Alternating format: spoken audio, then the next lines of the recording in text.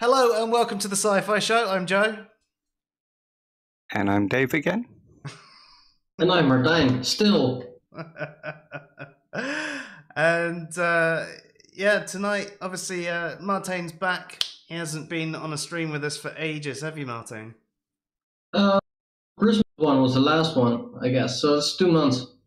Oh, yeah. No, I was so drunk I forgot you were there. That happens to me all the time. But, yeah. So, have you been, man? What have you been up to? I've had a burnout and all kinds of stuff, and so that basically. That sounds great.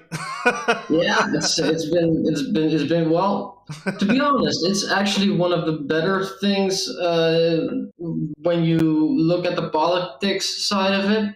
Mm-hmm. Because it meant that I got like a fast track to a psychologist and all kinds of help like that. So it's a rare thing to actually see social policy work. Yeah, sounds it. But so is everything going well other than that? Is that going well? These days it's apart from the existential dread this morning. Yeah. Awesome. If you're not suffering from existential dread, are you even alive? Shut up, Socrates.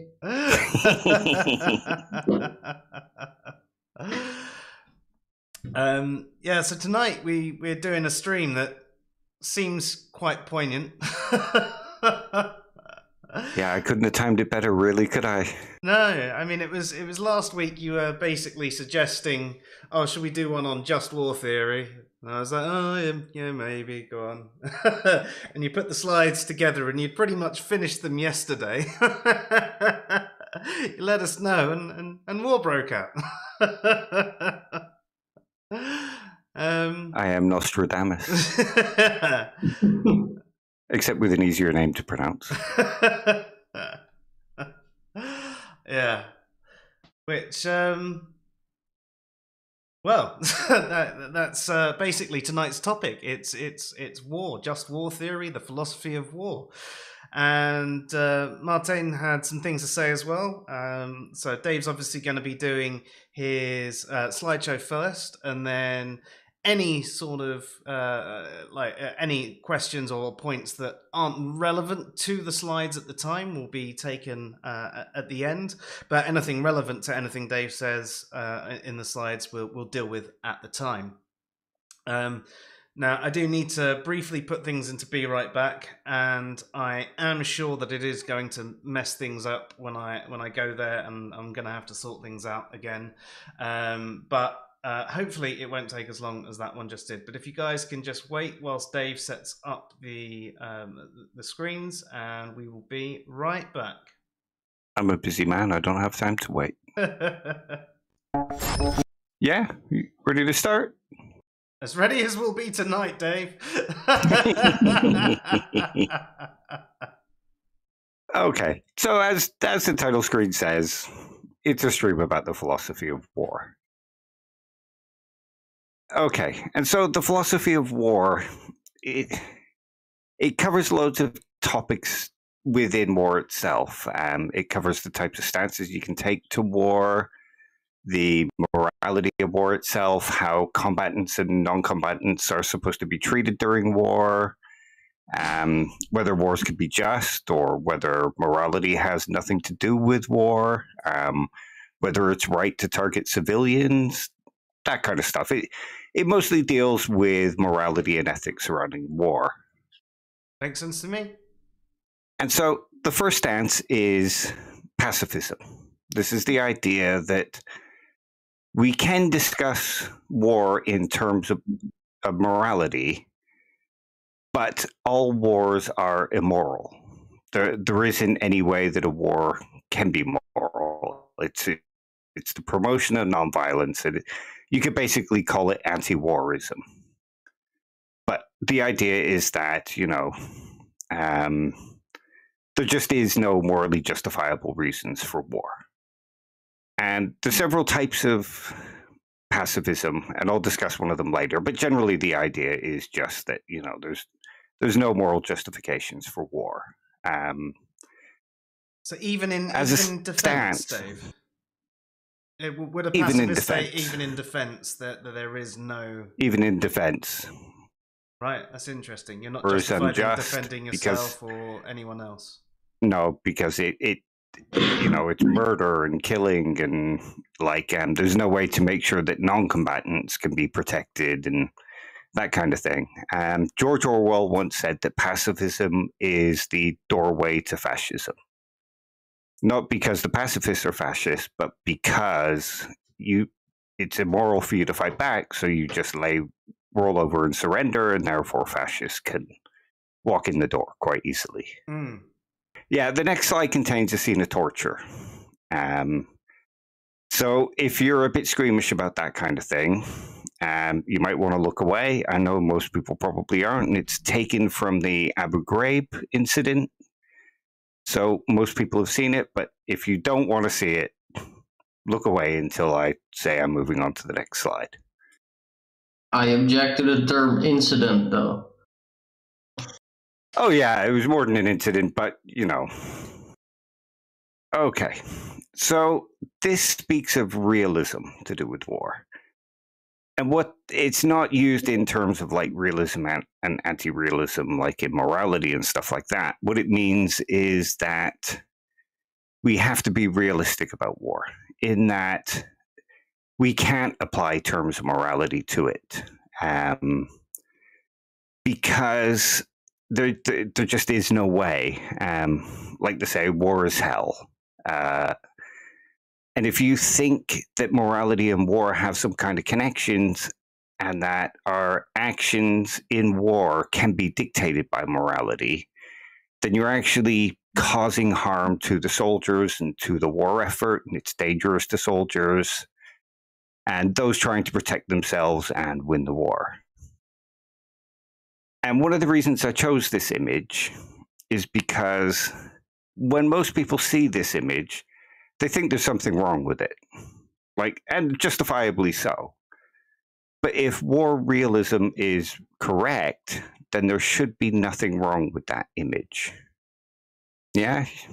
Yeah, that's interesting. Although,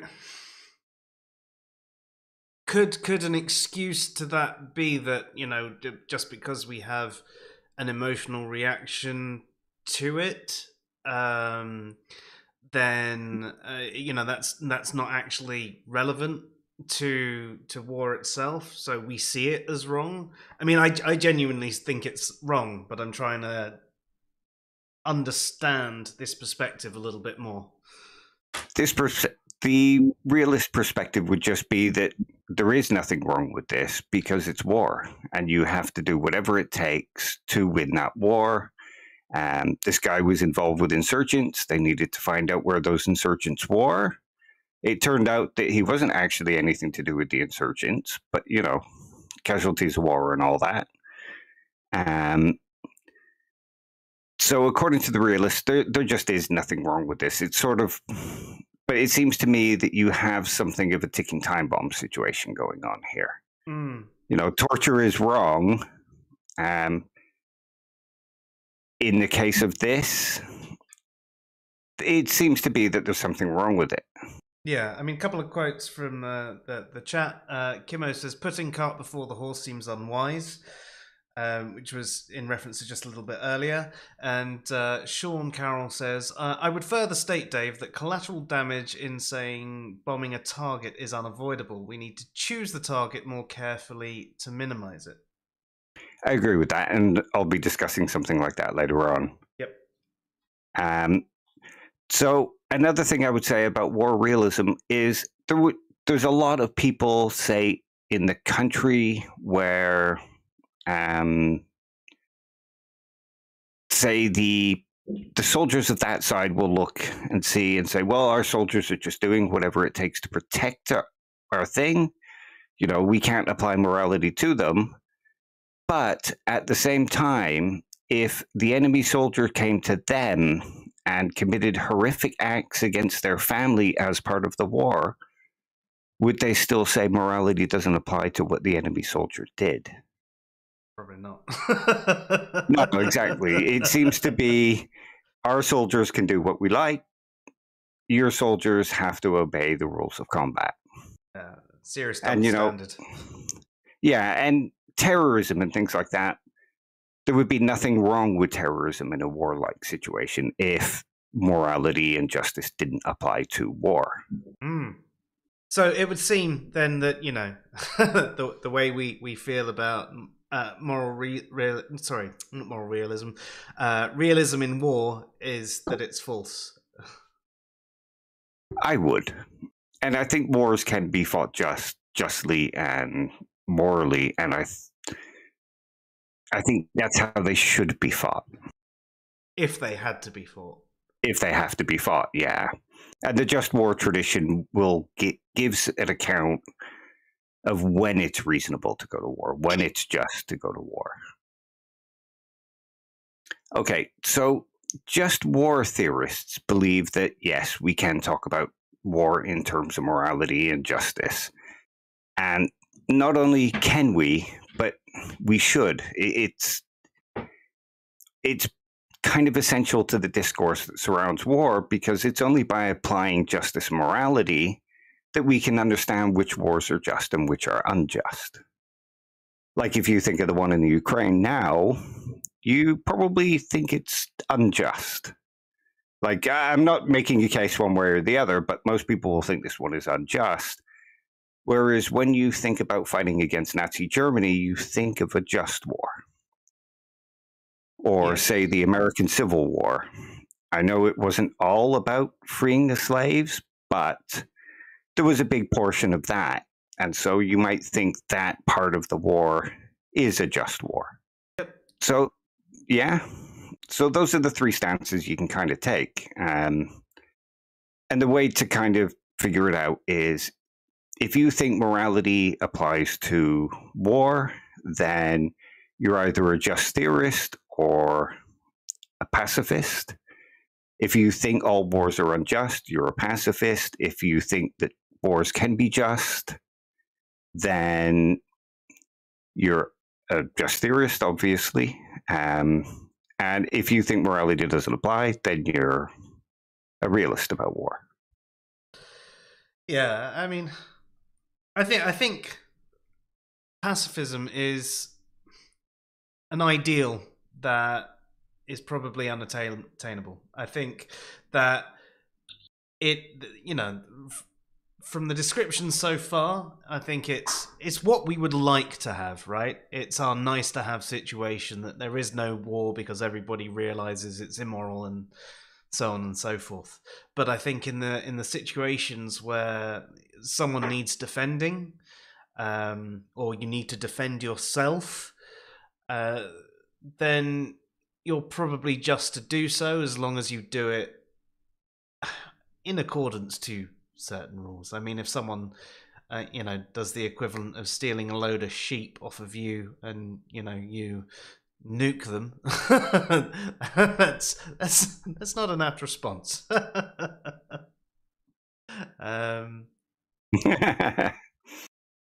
Obviously, well, this is one thing.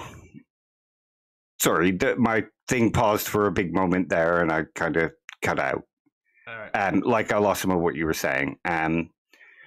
But Rousseau sort of argues about this when it comes to having a nation of true Christians, in that most Christians are pacifists, or ideally supposed to be pacifists.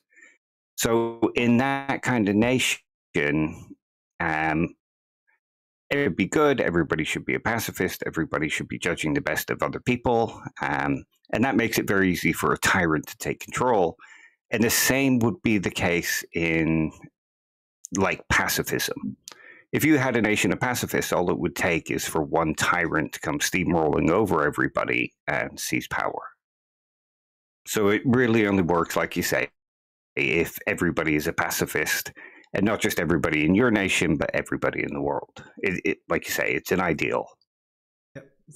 It sounds like, the way it should be, but not the way. Oh it yeah, is. I agree.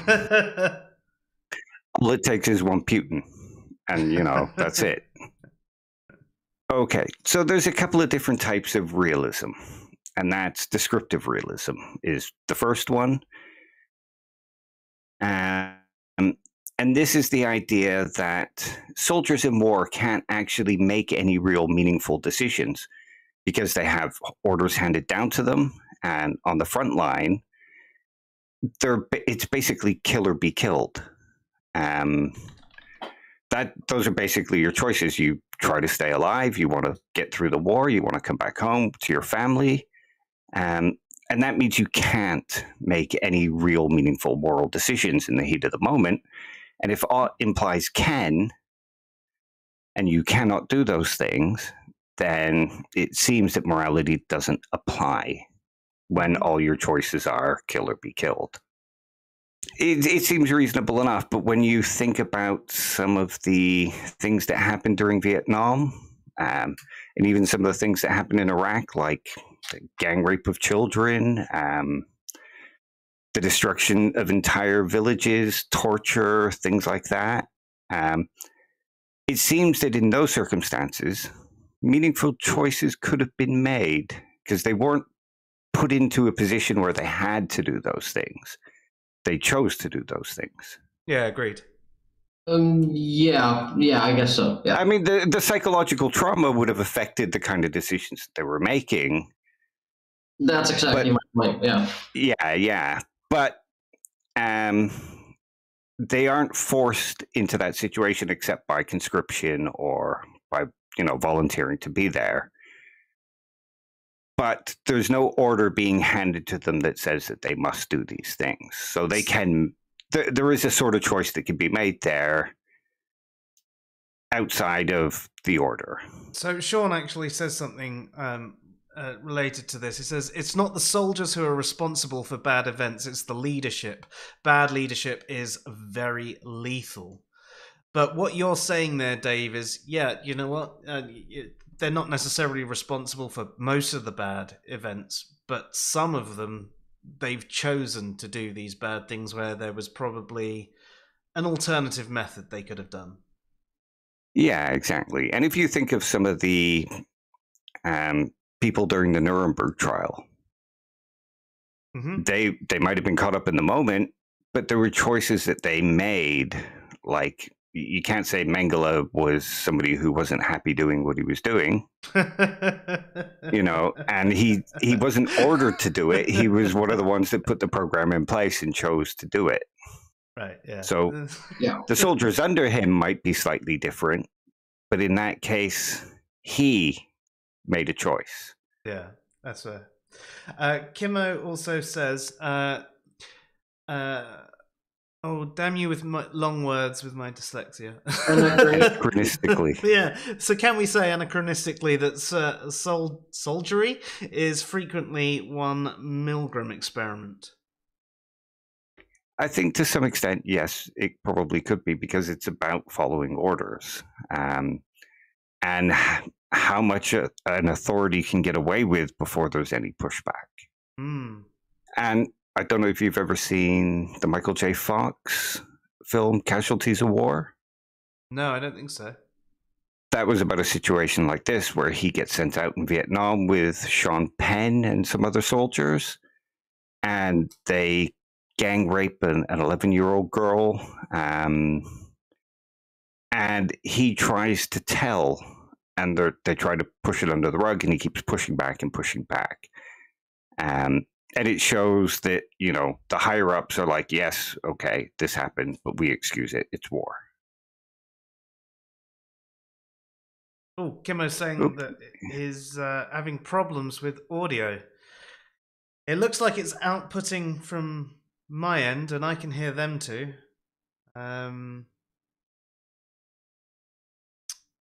Kimmo, hopefully your audio comes back. Maybe refresh. I'll have to type that. Try refreshing, Kimmo. Yeah, it seems to be coming through at my end. Okay. Like the YouTube. Yeah, and Jeff's. Oh no, that's what I said. Jeff says, as we're talking philosophy of war, are you guys going to talk to about Sun Tzu? And I don't think that's really No. going to come up tonight, is it, Jeff? I mean, it can come up in the future, but not tonight. Tonight's mainly around just war theory rather than art of war. Yeah, that's it. It's a different type of philosophy. Yeah. Sorry, I'm just removing spammers. Ah, thank you. To be fair, you're doing the presentation tonight. I should probably do that. No, don't worry. You on it? Yeah.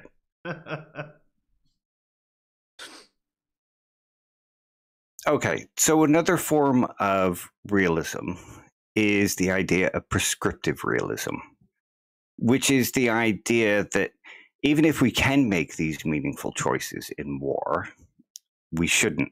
We should actually prescribe that there is no morals, that there is no such thing as justice. It's about winning the war.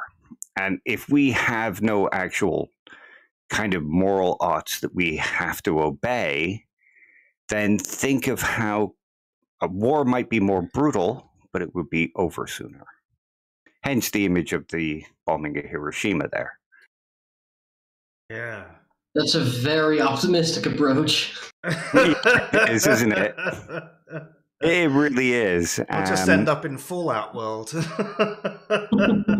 Well, I mean, that's the thing. In something like that, if there is no such thing as justice or anything like that, then it's okay to just nuke somebody immediately. Like, you're attacking me? Okay, all your citizens are gone.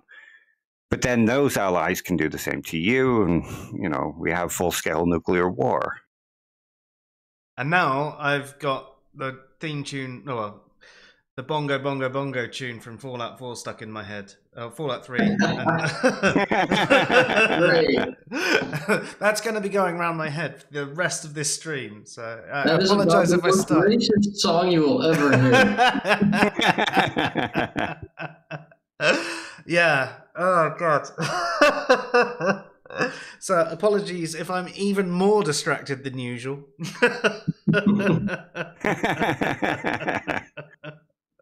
Well, I mean, it's not a very interesting subject. It's just kind of apt at the moment. No, I actually kind of love the topic of just war and stuff. Like, Martín's read Walter's book, Just and Unjust Wars, and it's actually like a really fascinating read. It is. It's the only philosophy book I ever bought twice, because literally my dog ate my homework.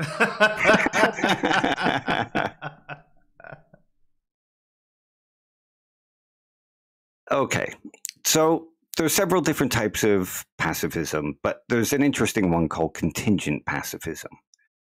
And this is the idea that pacifism is contingent on how the war is actually fought.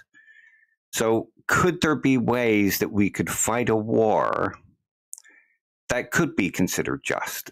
I mean, if the idea is that civilians and the non-combatants being injured in collateral damage and things like that are what make the war unjust, if we figure out a way to wage war without any of that happening, then is it okay?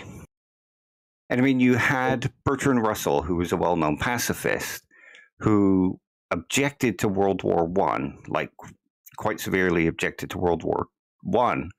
But in World War II, he said, no, this is a war that must be fought. Yeah, no, this is me, man. Okay. Yeah, this is me. And I mean, I think we shouldn't wage war until we can be sure that the price is low enough, Yeah, and the gains are necessary. Yeah. Like, not fighting back against the Nazis would have led to a far worse world than we know now. And this sounds closer to just war, though, than pacifism in itself. sort of, but in this, it's the only time it's okay to fight. Imagine if we had a bunch of robots in the desert, like a bunch of robots from each country that are fighting this war.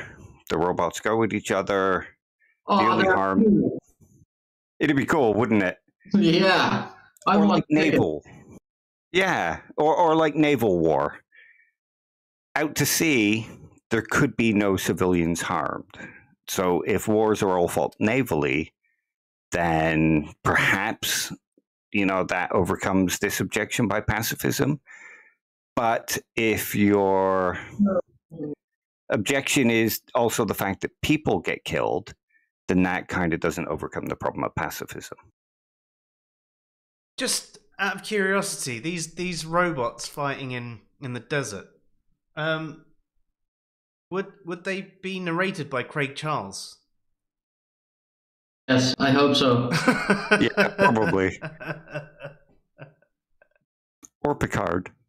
Oh, that would be awesome. That would actually be awesome. I mean, or Samuel L. Jackson. Motherfuckers. Yeah. Yeah.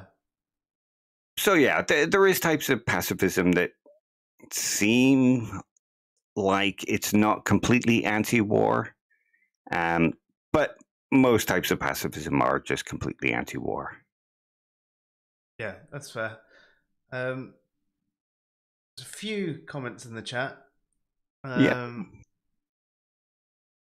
Sean mentions that Operation Downfall was an interesting dilemma. We could launch an invasion that was possibly too costly or bring swift end to Japan's hostilities. And I don't think people liked either option.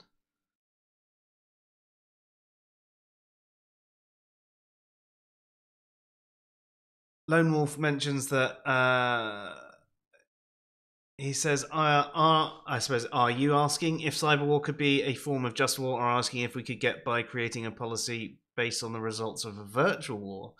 That's also an interesting thought to think about. So rather than it being, like we were talking about earlier with the robots in the desert, it's all done virtually. No one actually dies, but once you're dead in this virtual world, you're out.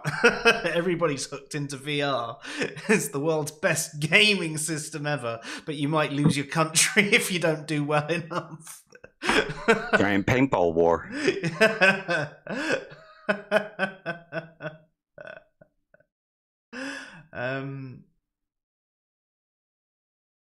But yeah, no, the rest of them are not necessarily relevant to right now, and can probably be brought up at the end of the slideshow. Okay, no worries. Well, whenever.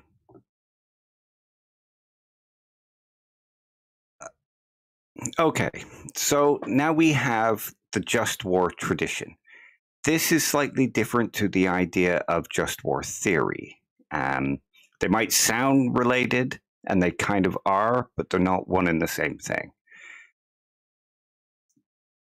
The just war tradition was kind of created by Augustine. And it's this idea that we can fight a just war.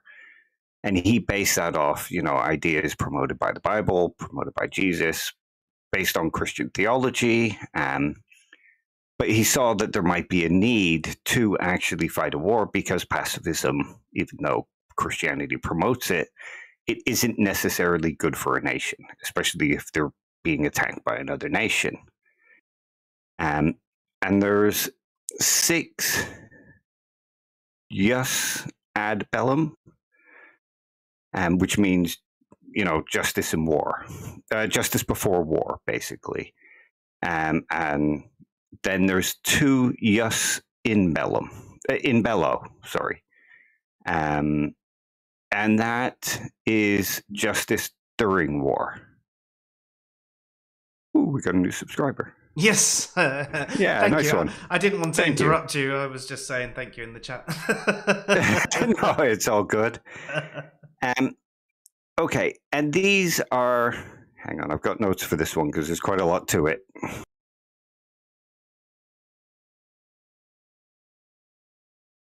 Okay, so the 6 jus ad bellum. The first one is, and these must all be met before going to war. This is how you would decide whether or not your cause is just. So it has to be a legitimate authority, like a king, a president, a parliament, that kind of thing. They decide on the entrance to war. So, it's an actual thing promoted by the state rather than just, say, a rebel army going to war. Wait. So, I would say it would be like the sovereign, right? Yeah, the sovereign. But in case of a rebel army holding a piece of land, right? They are basically, in that sense, sovereign over that part of the land, right? So would that be a valid authority, or would that not be a valid authority, or would that then depend on the people who live in said territory? Yeah, it would depend on how that nation functions. So if you think about the states, there's an overall leader, but most states are supposed to be self-sovereign, but also have this federal level kind of idea. But if you think of something like Cambodia with the Khmer Rouge, Mm-hmm. the Khmer Rouge had no actual sovereign authority, so they were just these bunch of rebels trying to take over the country from within. So their war was not just because it was just people trying to overthrow a government. Although in certain circumstances, it could be just to go to war. So would the leadership of ISIS have been a valid authority when they were sort of a country? Once they became a country, yes. But before that, they weren't. And they also didn't fit some of the other kind of stipulations for just war tradition. Yeah, so that's where the problem sneaks in, right? Yeah. Okay, just so that we have note of that. Yeah. No, it's one of those complicated things. But if you think about when these were originally written, there was nothing like that, really. Most countries or most nation states were headed by some kind of sovereign. Well, no, not really. I mean, the Gauls were different tribes, which were still sovereign over their lands, basically. Over the lands, yeah. But they could declare going to war on another tribe. Yeah, of course. But, like in, say, Britain or, say, France overall, they had a sovereign or a parliament, and they would be the ones that would decide whether or not it was right to go to war. Yeah. Okay, and a second kind of stipulation is that the cause for entering war must be a just one, like a defense against an aggressor, to overthrow a tyrant, to free a bunch of enslaved people, that kind of thing. So does that mean only one side can actually be fighting a just war? I'll be coming to that later. Because there is questions about that, whether it's possible for one side to actually fight in a just war if their cause is unjust. So, say, none of the Nazi soldiers could have been fighting justly because they were fighting for an unjust cause in an unjust nation. Okay. And the third stipulation, and this one has some kind of criticisms of it. And it's the idea that once we go into war, it must be pursued with the right intention, like for the purposes of a just cause. Now, you have the Americans who talk, or everybody talks about America in the Middle East and fighting for oil. But their claim was that they intended to go in and overthrow an oppressive government. So that was their intention, and the gaining of the oil fields and the poppy fields was a side effect. But how can you actually decide which of those was their true intention? Like, even if they declare that their intention was to overthrow this unjust government, does that make it their intention? So there is some kind of criticism about this thing. Yeah. Also, we can always debate whether or not it's just to overthrow an unjust government. I mean, yeah. Like, if the people are happy with that government, it's just the other side thinks that what's happening to them is unjust. Is it just to go in and overthrow them? So, yeah, there is criticisms that are made and can be made about this stipulation. In fact, Jeff has just asked a similar question. I'm going to read it out, but I think you're going to come to it later. And he says, can I ask something about the just war theory? Does this feed into that old adage that one person's terrorist is another person's freedom fighter, depending on perspective? And that's basically what you said you're going to come to later. Yeah. And it can be seen in that manner. But I'll come to it a bit later and kind of expand on it a little bit more. Yeah, cool. I hope you don't mind waiting, Jeff. I'm sorry, Jeff. So the fourth condition is that the war itself fulfills a condition of proportionality. That means, like, the war is proportional to the effect it's going to have and to what's happened to you. Like, say the Japanese bombed Pearl Harbor, so America just went straight in there with nuclear bombs. That doesn't seem to be a proportional response to what happened to them, or a proportional response to getting them to stop fighting. The war, fifth condition, the war also has to fulfill the condition of having prosperity. Oh, you cut out there. So in other words... Fill the condition of what, Dave? It must be having the prospect of success. Right. At least a reasonable chance for you to win the war. So you're not doing Blackadder Goes Forth and into... Can you hear me? Not sure with your connection seems to be fucked, man. Yeah, you are bubbling a little bit. Yeah, I'm not sure what's going on. It's been fine for the last few streams. It's me. Yeah. Actually, Dave, did you come on after Martijn today? Yeah. You had a little thought last week that the last person in has connection issues. Yeah, that's how it seemed to be with Emerson, didn't it? Yeah, because you were fine that stream and he was having a couple of problems. Yeah, it's weird. But you seem better now. Okay.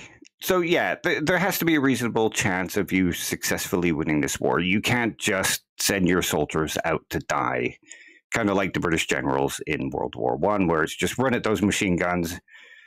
If there's enough of you, they'll run out of bullets before before people get there. So you send enough soldier and enough bullets, eventually one of you is going to run out. So you can't do things like that for the war to be just.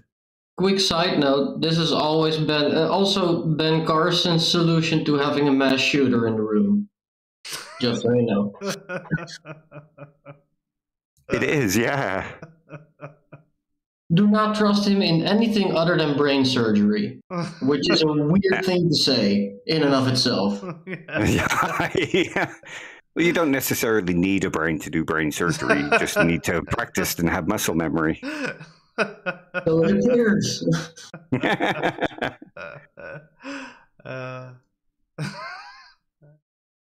Okay, and so the final jus ad bellum condition is that the war is a last resort. In other words, you can't just go straight to war. You have to try all kinds of peace processes, negotiations, diplomacy, and all that. And once all that's run out, if there is absolutely no other choice, then you can go to war. So if all these conditions are met, then you can say that you are fighting a just war. And all these seem pretty reasonable to me. Mm-hmm. You should still read the last sentence on the slide, though, man. That's the most important part. Oh, the exit strategy. That's not in my notes. Oh. I meant the other one, though. These conditions have been encoded into the Geneva Convention and the Hague Convention, yeah. Making them international law and therefore only transgressible by America, because of course the Yanks have what's called the Hague. God damn it, what's it called? The Hague Invasion Act, which says that if you have an American prisoner anywhere on the world, that the U.S. reserves the right to invade your country and extract that person. They're just bullies.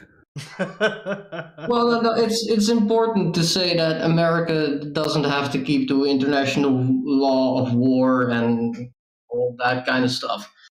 Yeah. And it is this actual, because of this actual tradition that they've been written in, you know, these are things that are considered to be what makes a war just. And if you break them, then obviously you're not fighting a just war, and war crimes can be brought about in The Hague. And so there's now jus in bello, which is, you know, justice during war. So there's a couple of conditions that have to be met during the war in order for the war to be just as well. The condition of proportionality must be fulfilled. So, you know, you can't bomb somebody into the Stone Age, as some people say, because that's not proportional. It's not proportional to wipe out an entire country because you've been attacked. Unless your country has also been wiped out, in which case, go ahead. Yeah. And the second principle is the principle of non-combatant immunity. So, in other words, you have to be able to distinguish between a combatant and a non-combatant, and between a legitimate and illegitimate human target for direct attack in order for it to be just. And you have to only intentionally target the combatants. And this is why the US lost in Afghanistan. Yeah, it really, guerrilla warfare really does kind of change this, because how do you distinguish between a combatant and a non-combatant in a situation where everybody's just wearing regular street clothes? Like in the army, lots of people are told to shoot only those in uniform. So how does that work with the guerrilla resistance force? Yeah, exactly. And this is what my point was going to be when you brought up Vietnam earlier, because this is also what happens when you first encounter it and decide to no longer discriminate against people who are combatants and who are not combatants, because the combatants are literally everywhere amongst the non-combatants, right? So, yeah. Yeah. So that one can be kind of hard to fulfill. But again, I suppose you could say, if you can make that distinction, you must make that distinction for that to be a just war. Yeah, but in saying that, you are saying that sometimes you don't have to make that distinction, and that's where there are arguments for that. Yeah, there are arguments for that, because of the whole right to self-defense and that kind of thing. So if it looks like you're about to be attacked, I mean, it could just be somebody running up to you for help, but... Yeah, I just say everybody who's carrying a weapon is fair game, but that's me, and that would probably go too far as well. Yeah, because you could have somebody who is considered a traitor to the cause, who is keeping a weapon to stop himself from being killed by the local army or local guerrilla army, and then end up getting shot. Yeah. It's a hard question, man. It is. It's like a really difficult moral question. Hey, that's the book. That's the book. Yeah. This is an excellent book. If you want to read up on just and unjust wars, this is considered a seminal work. There are several that have come out since then, like Jeff McMahon's Killing in War, Orenz, I can't remember his first name, Stephen. I've got it written in this somewhere. He's written The Ethics of War or The Ethics of Killing in War. And he's got lots of criticisms. Anthony Cody has a lot of criticisms for Alter's work. But this kind of turned the whole just war theory game around. And so, like I said earlier, people might assume that just war tradition and just war theory are one and the same thing, but they're actually two different things. Just war theory has been built on top of just war tradition, but it goes deeper into it. It goes into discussions like the justifiability of war, whether war can be justified at all, the morality of killing in war. When is it moral? Is it ever immoral? Can we even talk about it being moral? Who is a combatant? Who is a non-combatant? Can we target civilians at any time? Just war theory is about questions like that. Yeah, exactly. And the book also it has just great examples and great thought experiments as well. Yeah, and it's actually quite detached from some of the things it brings up. Like it talks about Nazis, and it actually has some praise for certain, like Rommel, who was ordered to kill any troop that he sees. Rommel wrote a letter back and said, "No, I will continue to follow the just war, and we won't kill unarmed people. We won't do things like that," even though I suppose in his home country they just weren't caring about that. I think it was called the Commando Order, something like that. It's been a while since I've read it. Yeah. So Jeff's actually got a question. He says, without giving my own opinions on the term and how it's been used in the past, what do you guys think about the concept of humanitarian intervention? I think it can be a good thing, and I think it can be part of the reason for going to war in a just manner, so long as it's carried out, and depending on what they're intervening in. What about you, Martin? No, I think it has never been used in a decent way in the past, and I am very skeptical as to whether it will ever be used properly in the future. So, no, I don't think. No. Yeah.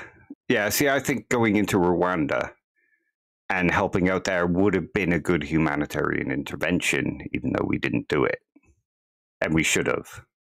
Yeah, but that would be more of a thing like cleaning up your own mess than being a humanitarian intervention.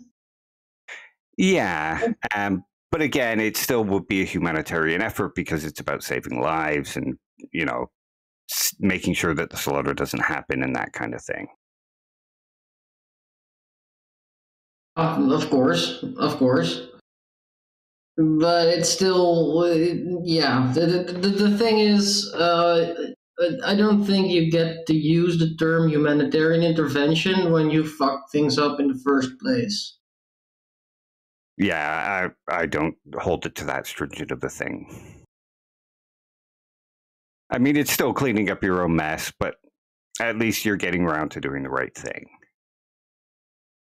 It feels like charity to me, right? And when you're going in to fix your own shit, you're not doing charity. You're doing the least possible.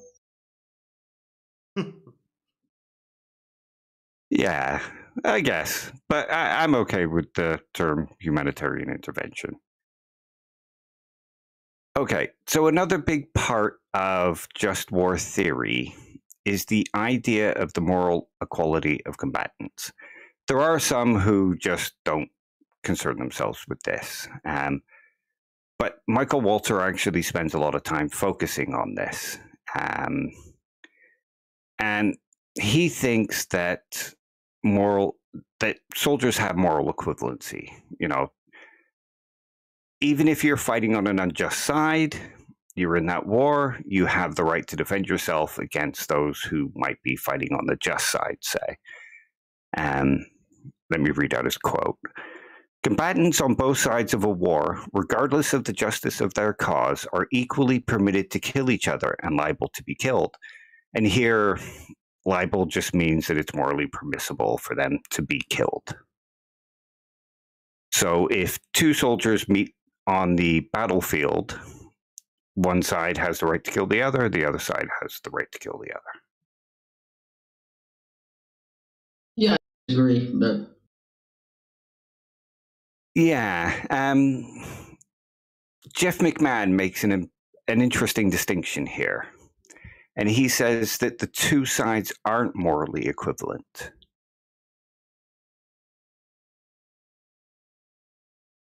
So any soldier fighting on an unjust side can never be fighting in a just manner, because he has no right to actually be there and to be attacking those people. They are already on immoral grounds. So simply just the fact that they're attacking somebody gives the other person the right to self-defense, so the other soldier. But the other soldier firing back and fighting back, that doesn't necessarily give the other person the right to self-defense.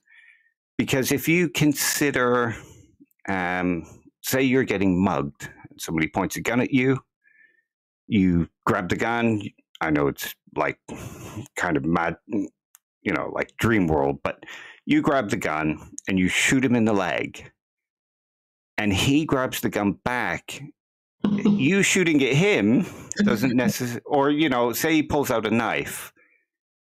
You shooting at him doesn't necessarily give him the right to defend himself, because he shouldn't have been trying to mug you in the first place.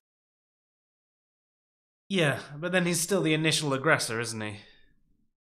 Yeah, but that's the point. Yeah. It's, you know, it doesn't make it morally permissible for him to claim self-defense for why he killed you, because he shouldn't have been attacking you in the first place. Oh, no, completely agreed. Yeah, and so Jeff McMahon kind of saw war in that same way. So when the Nazis invaded somewhere, and those troops fought back, then they were fighting a just cause. But the fact that they fought back doesn't mean the Nazis kind of got off on a self-defense claim, because those resistors were shooting back. Yeah. So they're still immoral. Yeah, no, that makes a lot of sense. And I'm in agreement. Yeah. This has become quite a kind of popular and powerful critique of Walzer's argument that, you know, there is a moral equality to combatants.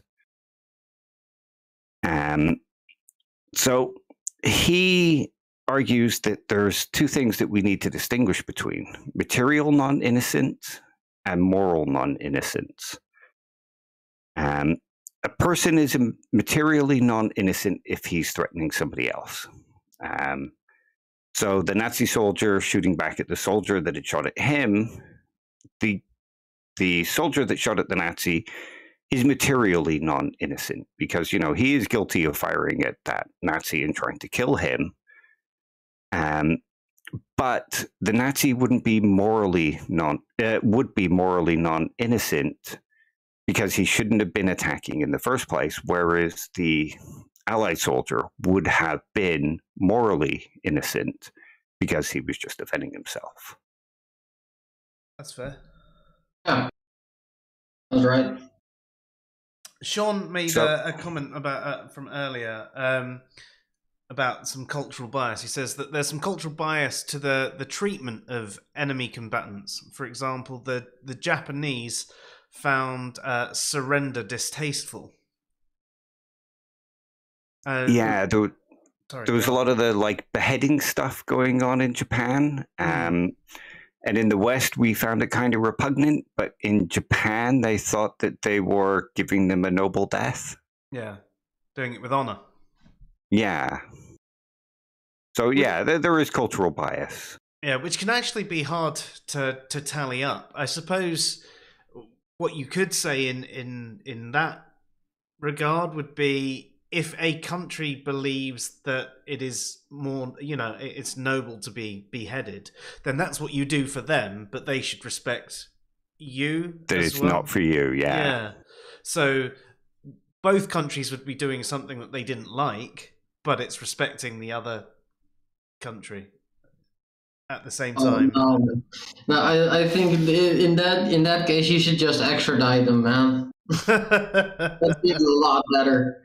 I wouldn't go and behead a Japanese guy simply because he surrendered to me. I just send him back with a note and say like, "Hey, this dude surrendered. I mean, you're free to chop his head off. Go ahead, actually. So go ahead, do that." In that circumstance, they'd probably fall on their own sword, wouldn't they? Yeah, quite literally. I think that's a cultural practice. No, it is. That's why I said Hirikiri. Yeah.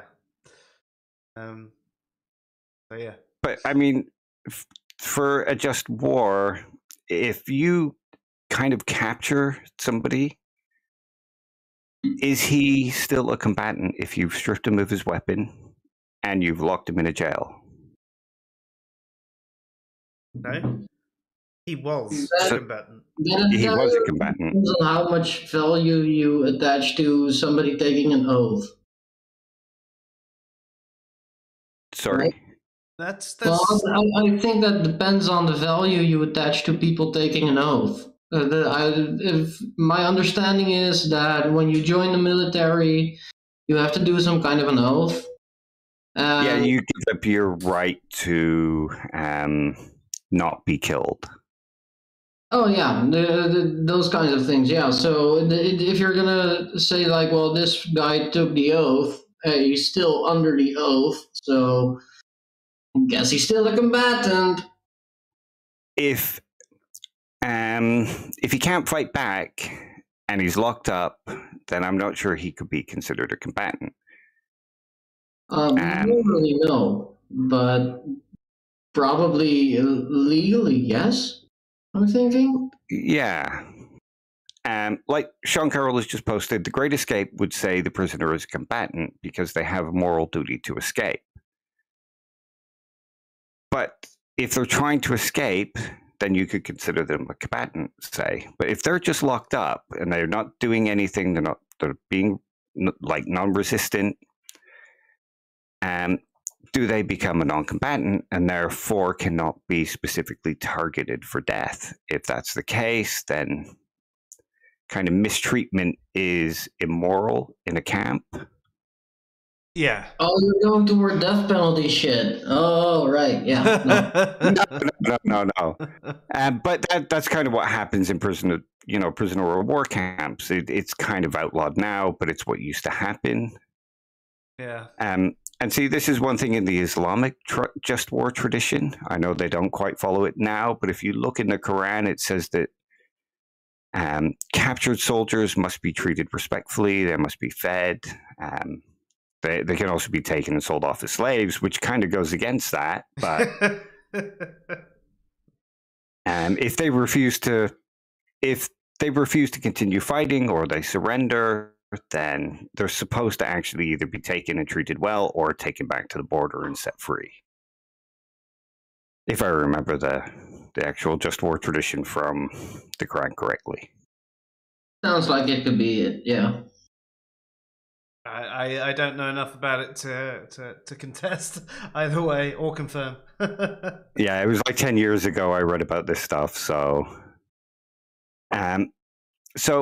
Robert Nozick, who you'll recognize from like the Free Rider Thought Experiment and the experience machine thought experiment. He came up with a thought experiment to help distinguish between material non-innocence and moral non-innocence a little better. And it was called The Falling Man, and it's quite a famous thought experiment now, sort of like, the Free Rider and the Experience Machine. So Nozick's thought experiment is, if someone picks up a third party and throws them at you while you're down the bottom of a deep well, the third party is innocent and also a threat.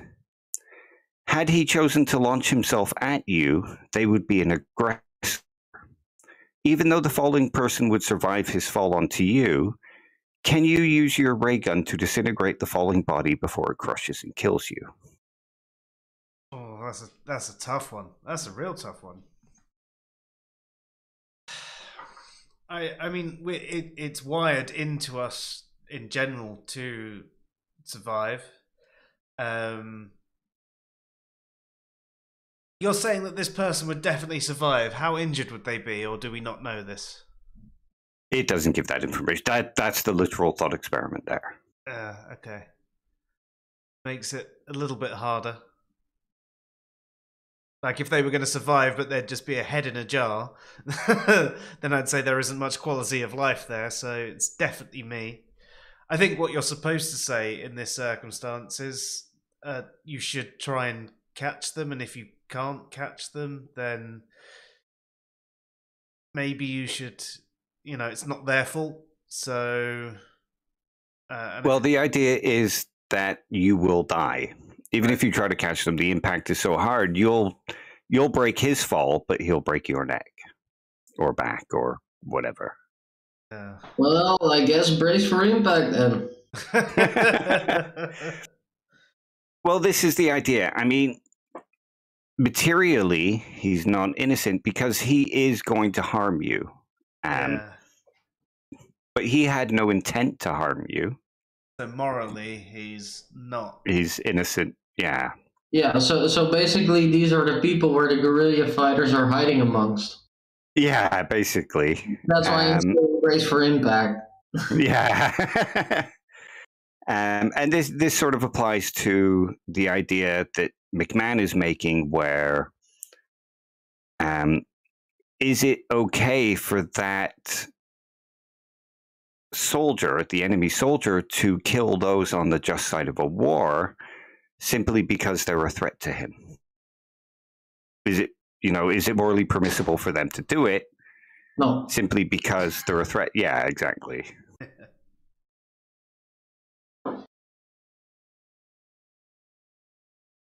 A flip side, though, what if those soldiers had a gun to their head, and if you don't attack these people, I'll kill you, which obviously does happen in then still. I mean, we are oftentimes a little bit too comfortable with people having ranks that are above ours, while those ranks also have some responsibilities that come with them. One of the things is that I think that we can expect more when it comes to mercy and related things, right, from a soldier than we could from any regular Joe. Hey, Joe. Where are you going with that gun in your hand? To shoot sheriffs. Also, for instance, that's one of the things that's been going on with the COVID. That we can also expect police officers to suffer a barrage of all kinds of garbage without them pulling a gun or hitting someone in the face. I think sometimes restraint comes with the job, and I think that has to go for soldiers, nurses, and police officers especially. Yeah. And I mean, Sean Carroll makes a good point, and I was just going to make that. There's soldiers in certain armies, and especially if you think back to like World War II, World War I, you did have a gun to your head because if you deserted, you didn't do your job, you could be killed by the officers. You had a gun to your head by the superiors. Yep. Yeah, so you have no other choice well, you're going to get shot at by one person or another. Yeah. Even in those cases, right? Even in those cases, a soldier is one who has already forfeited their life in that sense. Well, not so much their life, but like you said in the beginning, they're right not to be killed. They forfeited. Yeah. Unless they've been forced into it. Some are forced into it from the start, aren't they? They're conscription, draft. Yeah. Conscripts we should treat as morally innocent, at least, I think. Well, there's a couple of arguments here as well. There's an epistemic argument. So, a soldier. Right back. Yeah. Do you want me to wait? No. I'm turning you up. Okay. Yeah. So there's an argument here to be made from an epistemic ground. So, a soldier is taken out and sent away. He's shoved into war by his superiors, and he's told who to fire at. Now, he might not be privy to information that the higher-ups have, so he may think that he's fighting a just war. Like Jeff mentioned earlier, one man's terrorist is another man's freedom fighter. Mm-hmm.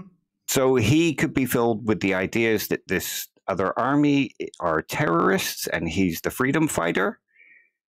So as far as he's aware, he is the morally just one, even though the actual case is that he is the unjust one fighting in the unjust war. Mm.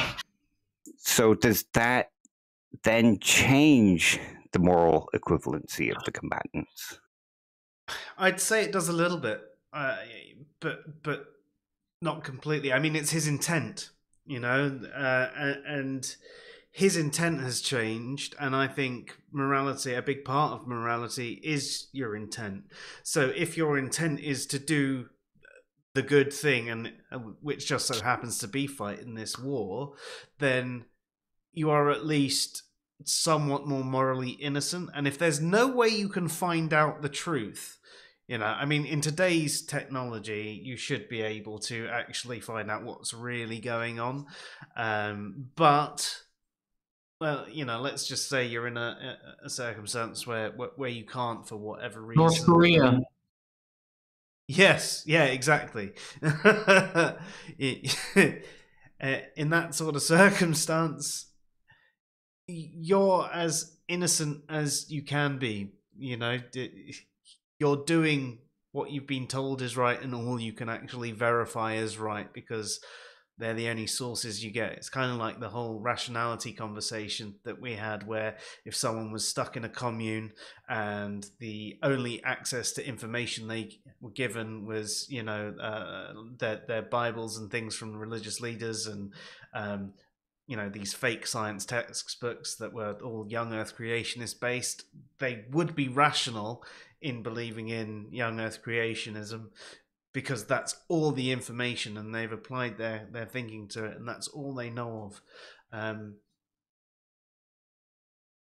They'd be wrong, obviously, but they wouldn't have any way of knowing that they're wrong. And I think the same can be said for this. They would think they're doing the right thing. They could have justified that they're doing the right thing. They'd be wrong. So there is still a bit of an imbalance, but they don't know that they're wrong. So yeah, it makes it kind of difficult, doesn't it? Because as far as they're concerned, their only intent is to defend themselves against somebody who they've been told is unjust. Mm-hmm. You watch Black Mirror, don't you? Oh yeah. There's an interesting one in there where it's soldiers going out to fight bugs. And it turns out that they've had the implant put in their head. Yeah, and it's just actually, they're just humans. Yeah. Yeah. So in a situation like that, it sort of resembles this kind of situation. They don't know that the other side is innocent or fighting justly. They just think that they're being invaded by an alien species. So McMahon would argue something like you just argued, that in this day and age, there are ways to find out whether or not you are on the just side, unless there is some kind of total news blackout wherever you are or wherever your country is. And the only way you can get information is through your superiors. But you could actually go out and research. So you should be trying to make sure that you're on the just side.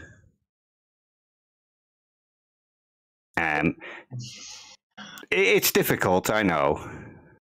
And especially because I'm not sure if that's a thing with you here, but what I've heard is that things like political expression in our army are prohibited. And yeah. So you're there to follow orders, and that's it. Yeah, but even amongst soldiers, right? So the soldiers, right, and now in the Dutch bases now, can't even discuss what's happening in Ukraine. The political dimensions of it. I'm not sure if that's still the case in the UK, but when I was younger, I had friends in the army, and that was the case then as well. Yeah. Like you couldn't even have a discussion. When they were sent to Bosnia, they couldn't even discuss the actual politics of it, just the tactics of it. Yeah, and I would say that that's its own form of evil, first of all. It is, yeah. Yeah, and then the second, that makes it fairly hard for combatants to actually decide whether or not they're on the right side. It's not impossible, certainly not, but very hard. Yeah, but, McMahon says the ability is there, so that epistemic argument isn't necessarily a good counter, though it is one to consider. And the other one is another one that you just mentioned, that regardless of whether or not he knows that he's on the unjust side or the just side, the fact is that he is on the unjust side, so it makes no actual difference to the morality. Yeah. I think it does make a difference to the morality, but not on the material side. Yeah. So that's one way of thinking about moral equivalency. Sean Carroll's got a fictional universe question. Do you want it now or at the end? I'm just looking at it now. A force drops a large object on a city from orbit. Is their choice considered just in their eyes? I would probably say that yes, it probably would be, depending on the circumstances, but I'm not sure that just it being just in their eyes makes it just. Yeah. Descriptively, they might think it is. Yeah. I have no idea what this question is about, so I'm going to refrain from answering. Yeah, I'm afraid I don't know the series. I don't see a choice. Yeah. I suppose they meant their choice to retaliate? I don't know. The choice to drop the actual object on a city from orbit. What is it, Sean? What's the series? Oh, Mobile Suit Gundam. I've not watched it. Yeah, no, I've never seen it like either, unfortunately. A Gundam Wing type thing. So I'd say, like, if the city chooses to incinerate the object, then yeah, sure, that would be a just choice, I guess. The choice to drop the object on a city, I mean, that only seems right when it's proportional to what has already happened. Also, there's still a lot of innocent lives, so let's just not do it. Yeah, and like I say, just because it's just in their eyes doesn't necessarily make it so, because they would be targeting non-combatants and therefore not fulfilling the criteria for what it means to attack justly. Yeah. Which moves... Sorry? No, you go first. I was going to say, it moves us on nicely to the actual next topic. Oh, cool. I was going to say we covered it. Yeah. But it follows on to another point, and one that you'll be familiar with. So, like it says, one standard featured in the just war tradition is that a just war can only be fought if you can distinguish between combatants and non-combatants. Enemy combatants can be killed intentionally, but non-combatants have immunity from intentional killing. So some questions that can be raised here are questions like, well, what makes it morally permissible to kill combatants but not non-combatants? Well, I mean, it's the intent. It's they've signed up for it for one. They've agreed to it. And, yeah. They pose a threat of their own. Yeah, that's it. They are the threat, aren't they? Mm-hmm. So the next question is the principle one that is absolute, or are there times when you can actually override this principle that non-combatants can't be intentionally targeted? Well, that's a tough one, isn't it? I mean, I suppose if it was the circumstance of, if you didn't do it, then there was a much greater evil. Could you have, well, like we had the discussions with, problem of dirty hands. Nuclear bomb is one, right? I mean, they eventually dropped the nuke simply because it would save time and therefore combatants' death. Yeah, it would save like many more lives in the future. Yeah. Okay. And another question is it even possible to fight a war without intentionally targeting non-combatants? Okay, wait, I was gonna do... Oh, sorry. No problem. No, I was gonna do just one exception to the other one, or in the form of a question. A part of a war, as we're seeing now, is also sanctions. Yeah. A lot of people are making a big deal about not targeting the civilians of Russia with the sanctions. I say smack them the hell down. Yeah. Yeah. So I don't think it's possible to put sanctions on a country without it actually affecting the civilians of that country. Well, what they've done now, for as far as I know, is they've frozen European and U.S. assets and the other stuff like that from the oligarchs, right? So they can sell their vacation homes and that sort of stuff. So that does target only them. Yeah. But I would say as well that, especially in this case, you see that they don't really work. Mostly in this case because Russia has prepared for sanctions like the past 2 years at least, probably 8. What the thing is, I think that targeting the people of a country is going to lead to social upheaval, which is going to lead more to things like demonstrations, riots, etc., and eventually, possibly, the toppling of an unjust government. So I think that if you are fighting a just war, you can target the civilians of another country as long as it's only economically. Okay, that makes sense. I mean, we're going to come to an argument soon where it's okay to actually target civilians, like violently as well. You'll probably know which argument.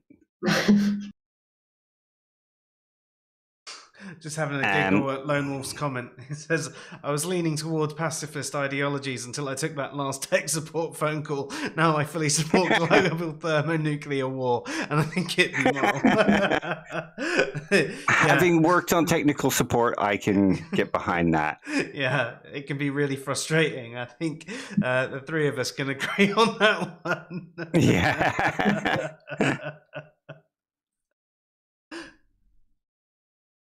Okay, so the next question is it even possible to fight a war without intentionally targeting some non-combatants? It depends on how far we're going to stretch the definition of combatants, I think. That's the next question, yeah. is there a point at which a non-combatant becomes a combatant? Like, what makes somebody a non-combatant, and what puts them into the combatant category? Yeah, exactly. Our camp guards in Auschwitz, are they combatants or are they people who are doing their jobs, basically, right? Especially Yeah. if they're armed. Okay, so those are some interesting questions.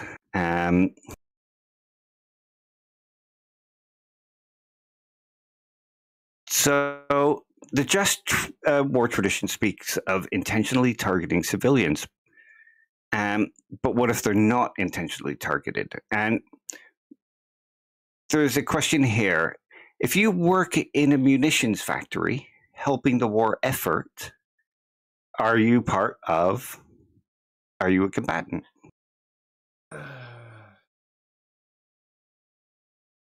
Like Martijn said, if you're a camp guard, are you a combatant or are you just doing your job? And in this case, you have the civilians contributing to the war effort, making the munitions that are being used to kill people and bomb people. Are they combatants? Are they choosing to do this, or are they being forced into this line of work, or has their normal work closed down and the only way they can survive is working in these factories? Suppose you don't know. Well, yeah. I mean, that's what makes it tough. And you wouldn't know. You wouldn't know the case-by-case status of these people. No, I believe this is an actual thought experiment in the book as well. It is, yeah. Yeah, the question also is in the book, I believe that you know that some are innocent and some are not innocent, I believe, and you don't know which percentage is innocent and which percentage is not innocent. You don't know that. You just know that there's some kind of a mixture of people being forced and people doing it voluntarily. And how many lives would then be saved by, say, destroying? By targeting them. Yeah.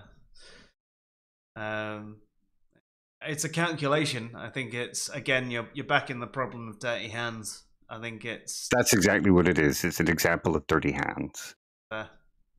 You're left with two moral choices. You can either let them continue to make things that kill innocent people, or you can bomb some innocent people to stop that. Neither of those choices are particularly nice, but or particularly moral. Yeah. But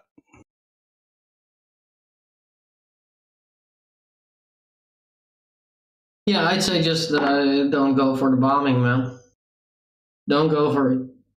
Well, one idea is the doctrine of double effect. And this is the idea that whenever we perform an action, there's usually two kinds of effects. There's the effects we intend and the effects that we can foresee but not intend to do. I mean, there is another category. It's that there are effects we can't foresee, but can happen. But in this case, we're thinking about the bombing of the munitions factory. So you intend to destroy the munitions factory to hinder the war effort, but you don't intend to kill the innocent people. That's just an unfortunate side effect. And one that you're very sorry for, and you feel some kind of moral reprehension. Does the doctrine of double effect kind of solve that issue? Are you only morally responsible for the effects that you intend? No. You're also you're responsible for the moral effects you cause. I mean, if I were to intend to give you a nice pat on the back and I end up kicking out your kidneys, I'm responsible for kicking out your kidneys, not for giving you a pat on the back. It's fucking, yeah.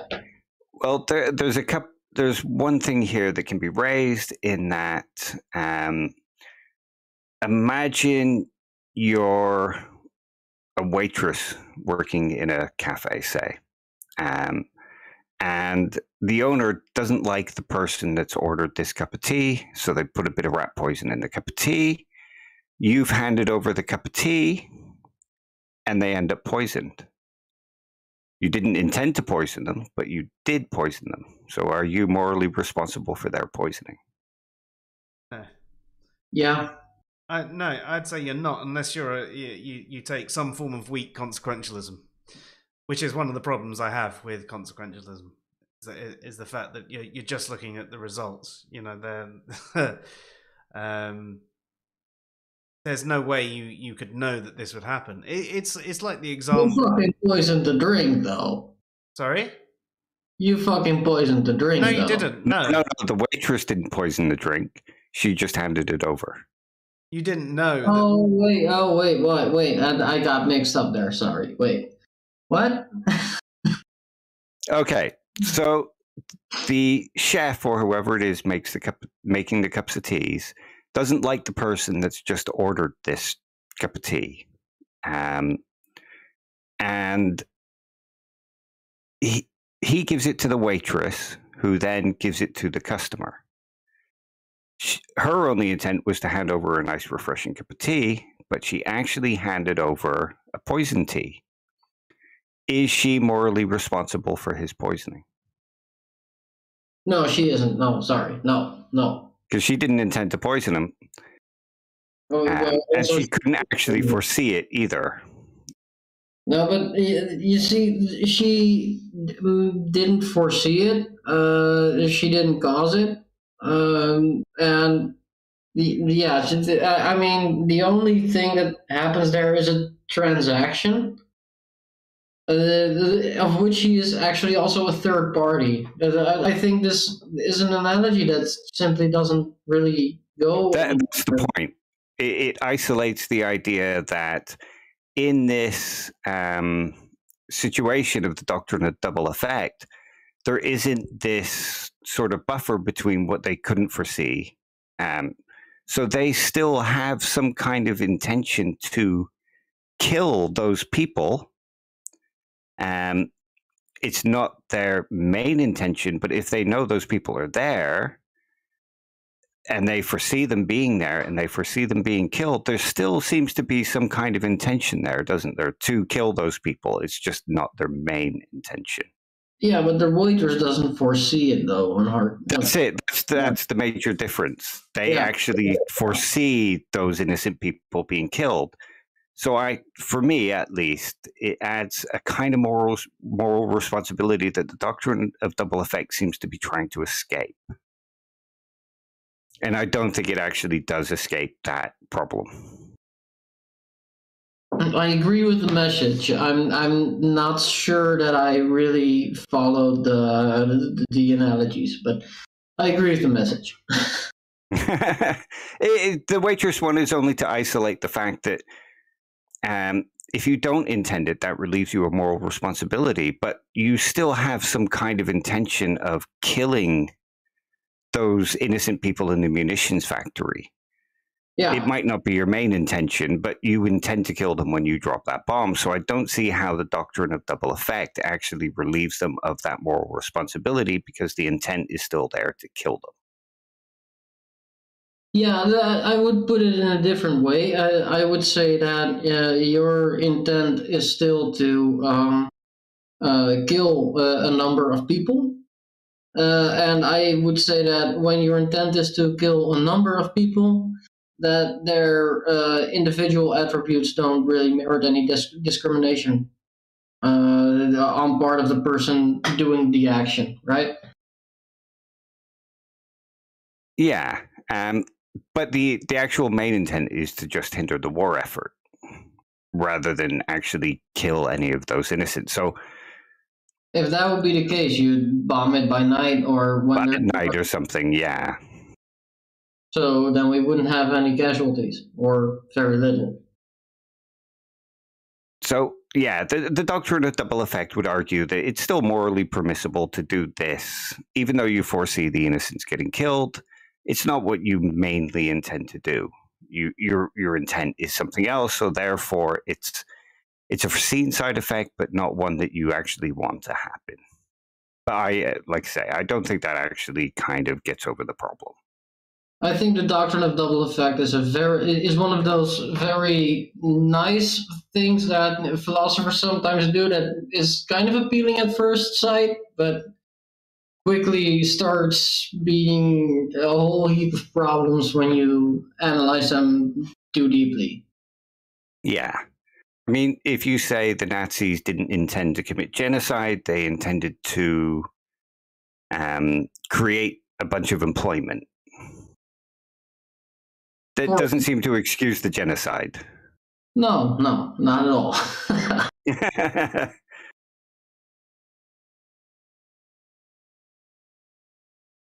So, are the jus ad bellum and jus in bello traditions absolute and binding, or are there times where the rules of war and rules of engagement can be suspended?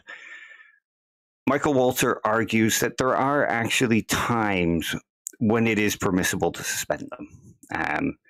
And you'll know this one, Martijn, after reading the book, and that's the idea of supreme emergency. So when you have a nation state or a political community that is in danger of being wiped out, like an actual imminent existential threat to that political community, and the collapse of that political community it creates a kind of a moral problem. So, say in the case of the Nazis,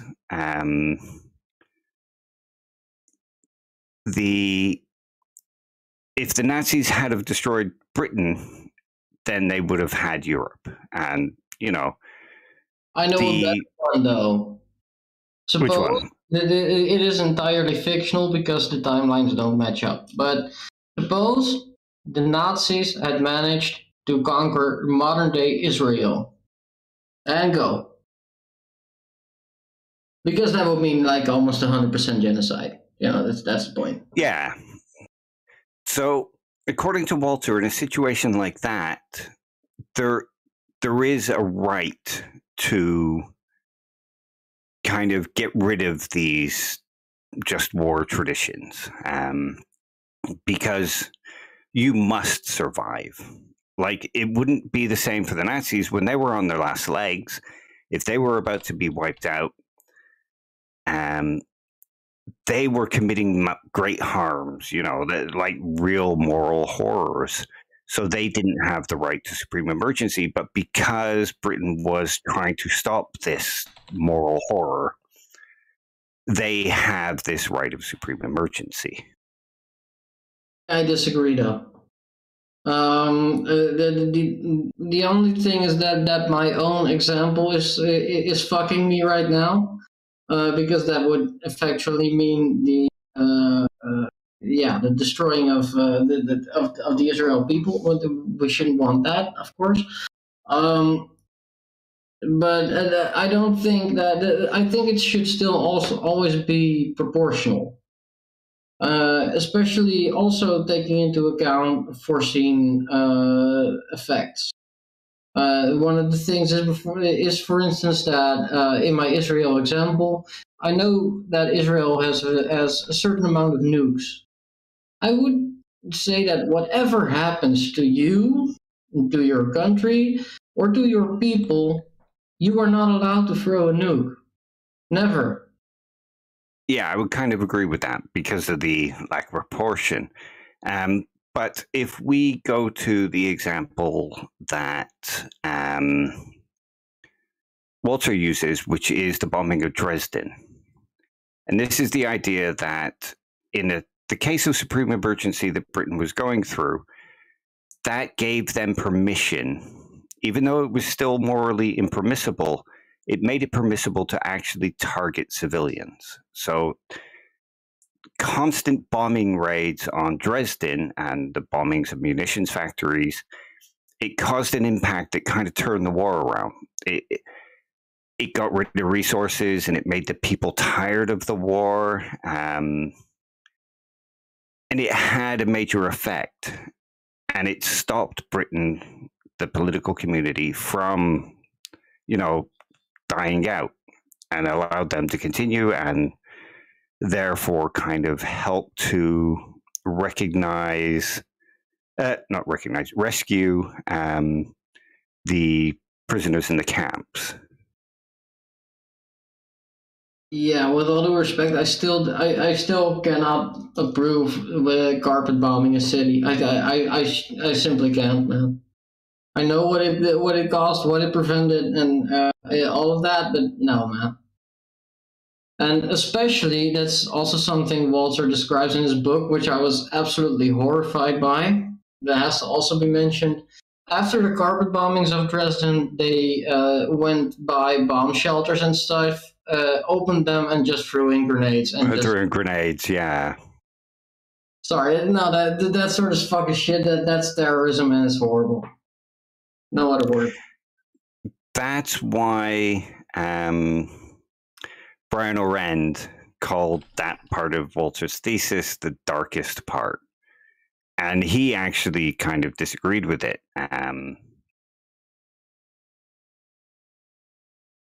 So I kind of got ahead of myself with the last slide. So in the case of the UK, its collapse would have led to immeasurable evil, that of the genocide of the Jewish people. So according to Walter, it seems that there was a necessity involved in dropping those just war traditions and those rules of war and rules of engagement. Yeah. So C.A.J. Cody criticizes Walter here. He argues that it unfairly favors nation states and countries because, according to him, only a nation state is allowed to drop these rules of combat and rules of engagement and use terror tactics on their enemy.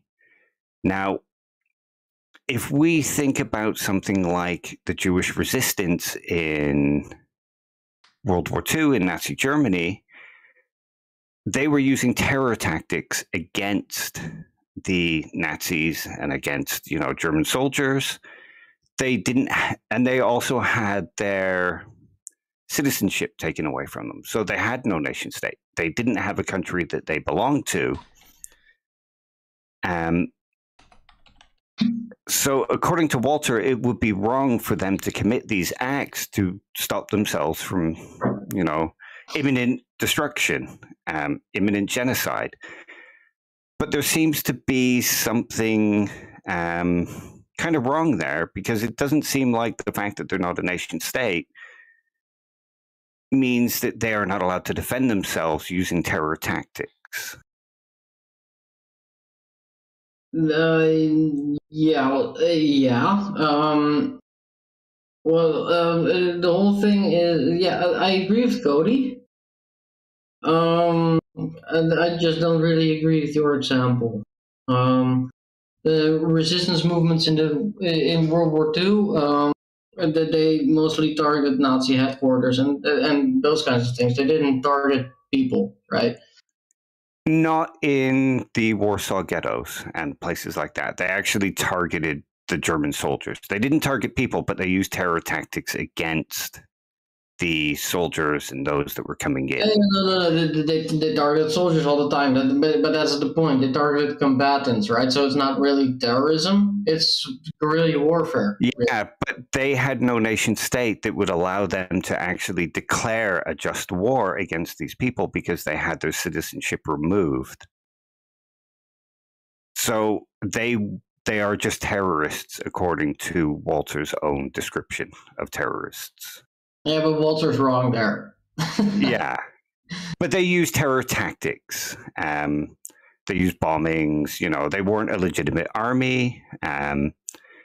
So it seems that there should be no implications, though. I mean, but yeah, it seems that there should be no kind of moral difference between the fact that they had no nation state and the nation state, between them being allowed to use terror to stop what was happening to them. Yeah. And that's kind of what Cody argues. Why is it only nation states that are allowed to be given this supreme emergency license, but not other groups. If you think about Palestine, I mean, they don't have the kind of government that would fulfill these needs.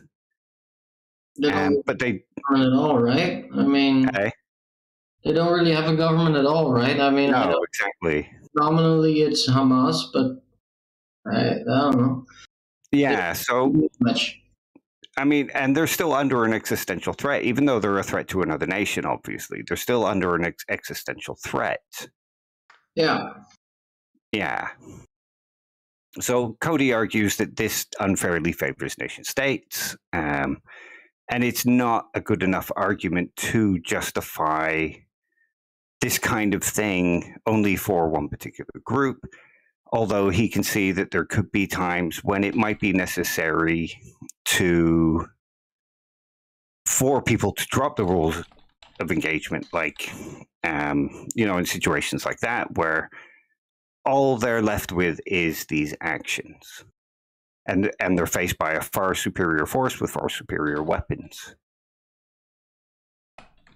One of okay. So that's actually one of the arguments I've been making for a very long time.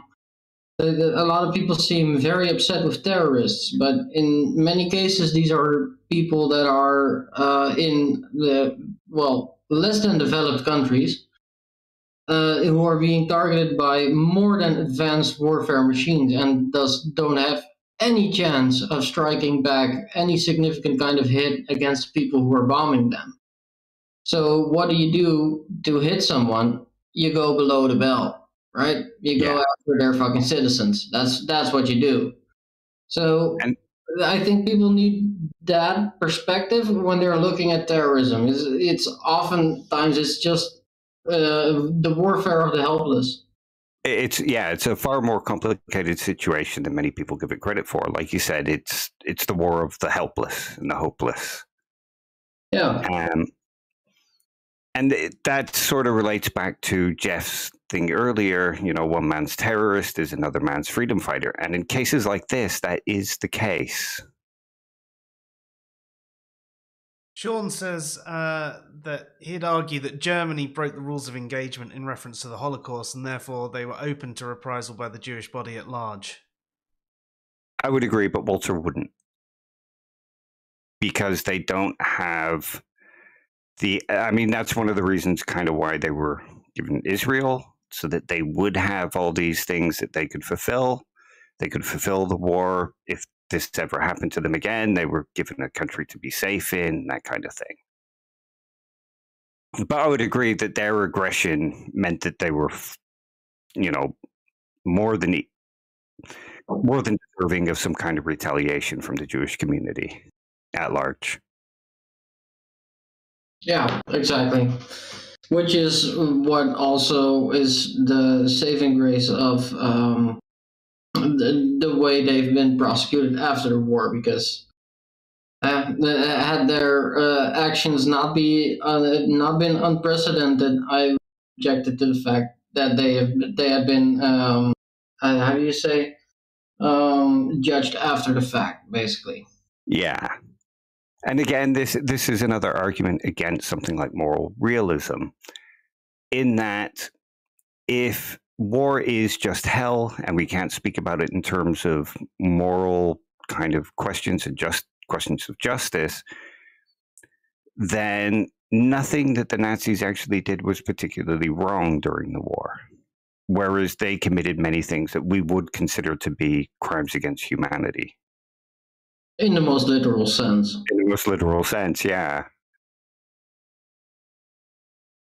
Okay, so another thing that Cody would argue is the idea of supreme emergency is a case of dirty hands. You have like intentionally targeting non-combatants and rejecting the rules of combat to save your own nation from destruction. You're doing the wrong thing in order to do the right thing. You're left with choices where the worst is happening, whichever you decide. But there are other examples of situations of supreme emergency that might not be strictly limited to war. Now, if you think of something like the ticking time bomb scenario, we've covered this before in our Dirty Hand stream. There is still a grave moral injustice that's going to happen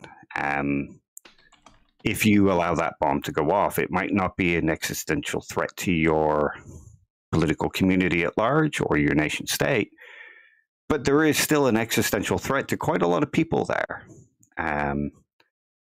And it seems to be that if it's okay to drop the rules of engagement in that sort of situation, is it okay to drop human rights in that situation? Like, would it become okay to torture a terrorist to get that information to stop the time bomb, to stop the bomb from going off? Never. No. Also, it is factually just not really a realistic scenario. But yeah. Well, some of the arguments are that, torture just isn't effective. You're not going to get the answers probably. And let's say you decide that it's okay to torture. Can we then also say something like that? Because he could be considered a combatant. Yeah. So if we say it's okay to target non-combatants in a case of a supreme emergency like that, would it then be okay to bring in that guy's 4-year-old daughter and torture her in front of him? Because she's a non-combatant. And he's probably more likely to give up the information to stop his daughter from being attacked. Someone bought the CIA handbook on Amazon last week.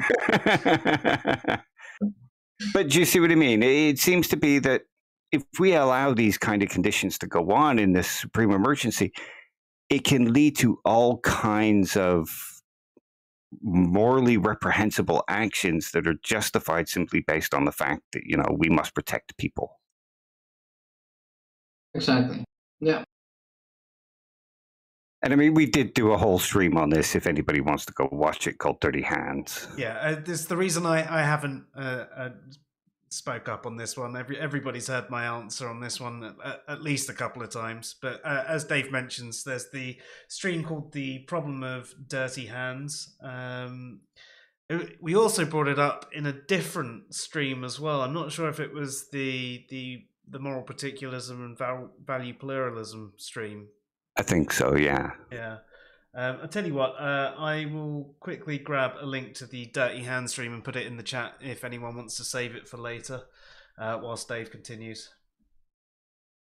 Okay, so there's another objection here as well, and it comes in the form of Kantianism. One argument that Kant makes is that we should never use people as a means to an end.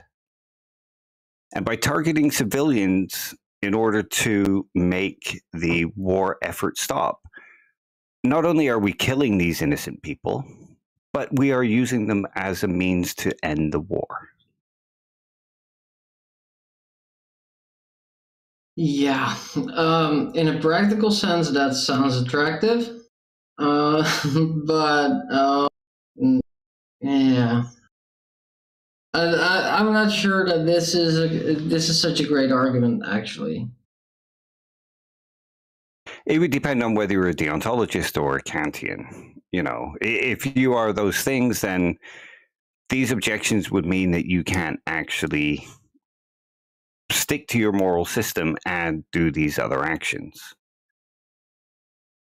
Yeah, so that's probably where my problem is. I think I'm fairly deontological when it comes to human rights, but that's mostly because it's a legislative issue, which means precedent applies, which is also always a bitch.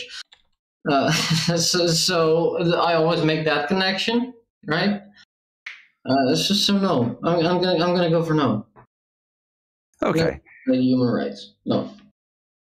And one other argument for these kind of things comes in the form of consequentialism, well, we might be causing this great amount of suffering. The amount of suffering we'd be stopping in the long run seems to mean that it is the right action to actually bomb civilians.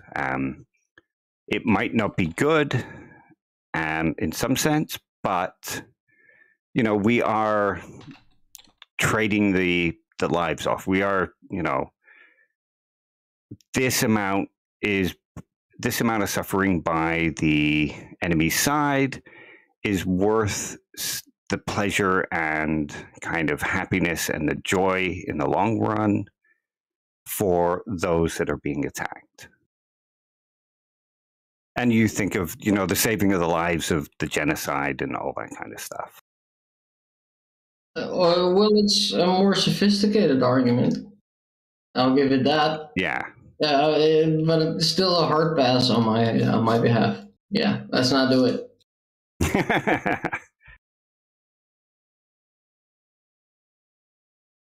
Okay, and that's basically the end of the introduction to Just War Theory. Those are what's involved. Those are some of the ideas and some of the arguments for and against. So thank you. Thank you, Dave. Dave, thanks. Hopefully you found it interesting. Yeah, there's a lot in there to think about. Definitely see potential for us to... definitely see fucking hell. Sorry, the tramadol's really fucking up my brain right now. Definitely see potential for us to come on and discuss this sort of stuff in future as well, and take it further. Especially with what may well be happening in the world, we might actually have some actual examples to discuss. I hope we don't. I hope it's something that fizzles out and it's not going to be a problem. But I think, that's probably quite a naive hope. Oh, have we lost you, Dave? Sorry. No, I'm just responding to somebody in the chat. Sorry. Fair. So, folks in the chat, I know I've been trying to keep up as we've gone along, but are there any particular questions that you have? And also, Martijn, is there anything you'd like to ask Dave? I'd like to hear his opinion on all of the stuff he's just presented. I mean, he's given us a few opinions along the way, but I think a lot of things have gone unanswered. And, well, floor to you, Dave. I want to hear it. I tend to lean towards the idea that war can be discussed in terms of justice and morality, and I think it's absolutely essential to it. Because if morality and justice doesn't apply to war and the soldiers in war, then it seems to be that there can be no such thing as war crimes. Whatever happens in war is what happens in war. And I think it's just better for us to think of war in moral terms, in terms of justice. I think pacifism doesn't work because it just allows for tyranny. And tyranny is something to be fought and objected and stopped. And to open your own door to it seems to be a bit of a foolish move. That seems great. Yeah. So Luke has a question. He says, how can we consolidate these ideas with nuclear weapons, like the current nuclear weaponry that we have? Nuclear weapons are automatically unjust because, like Martijn said earlier, they're not proportional. And there is no way to stop them targeting non-combatants or innocent people.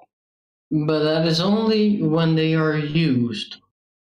And yeah, they make a good deterrent. Weapons. The way nuclear weapons are used without actually being used right now, that's actually, I'd say a pretty good thing. Yeah, they do. They make for a good deterrent because nobody really wants to start an all-out thermonuclear global war. Yeah. But as we can also see, they don't necessarily work as a deterrent to war. They just work as a deterrent to nuclear war. Yeah, and but it is exactly the reason why I am here with you tonight and not cowering beneath my bed. Is simply the nuclear weapons that Germany has, that France has, and that you guys have. And America and Russia and everyone else. I mean, we don't really have to worry about Korea because they can barely get any missiles past the border. Regrettably, it is also the reason why we sadly are in the process of literally sacrificing Ukraine. Has to be said. We're literally sacrificing those people, and that is really sad. It's sad, yeah. That's it. It's not a deterrent to all war. And in some cases, it allows for wars that could be fought and stopped to actually go ahead with no actual intervention. Yeah. Because you're worried about, let's face it, Putin's a bit crazy. I have no doubts that Putin would be one of the first to fire because he doesn't really give a shit. I have a theory about that. I'm thinking if I compare a photo of him from right now with a photo of him 2 years ago, I'm going to say this man is having some kind of a heart problem. He's 16 years old, and I'm thinking he's not that relevant lately. So he's going to make himself relevant before he dies. He's posturing, yeah. Yeah, I'm thinking this is literally a fucking heritage thing, a legacy thing. That's quite possible, yeah. I mean, very interesting. I would argue that the war in Ukraine is completely unjust, according to just war theory. Yeah, I'd say that too. Yeah. Yeah, there seems to be no good reason for them to invade the Ukraine. They're not stopping anything. They're actually committing something. So I don't think it's a just war, and I can see from videos that have come out today that they're actually targeting civilians and all that kind of stuff.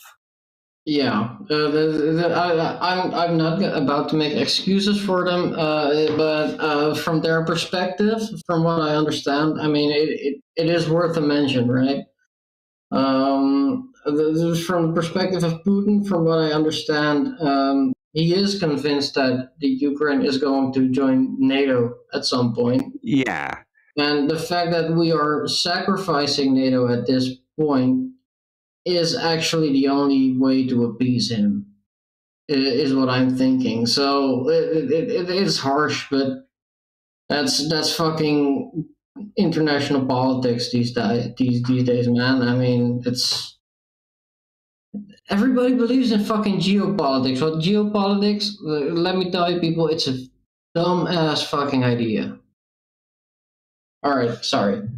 And it's so good.